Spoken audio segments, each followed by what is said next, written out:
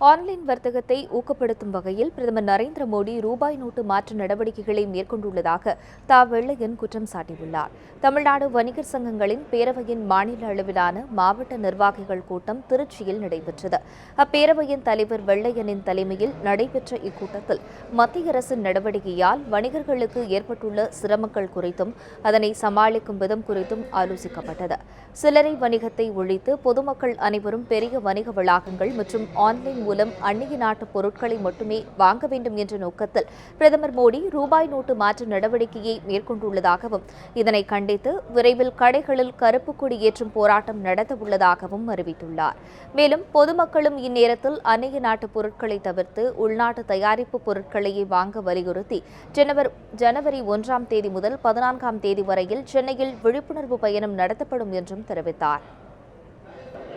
சாமானிய மக்கள் கையில் பண நடமாட்டம் இருக்கக்கூடாது. அது இருந்தால் தான் உள்நாட்டு கடைகளில் சின்ன சின்ன கடைகளில் சென்று பொருள்களை வாங்குவார்கள். அப்படியெல்லாம் வாங்கிவிடக்கூடாது. எல்லாமே ஆன்லைனில் புக்கிங் பண்ணி இணையதளம் வழியாக புக்கிங் பண்ணி ஆன்லைன் மூலமாக வாங்கி கொள்ளணும் என்கிற ஒரு மோசடி இதில் அடங்கியிருக்கு. மொத்தத்தில் வெளிநாட்டு நிறுவனங்களுக்கு உதவுவதற்காக உள்நாட்டு சில்லறை வணிகத்தை அளிப்பதற்காக இந்த காரியத்தை மோடி அரசு எடுத்திருக்கிறது.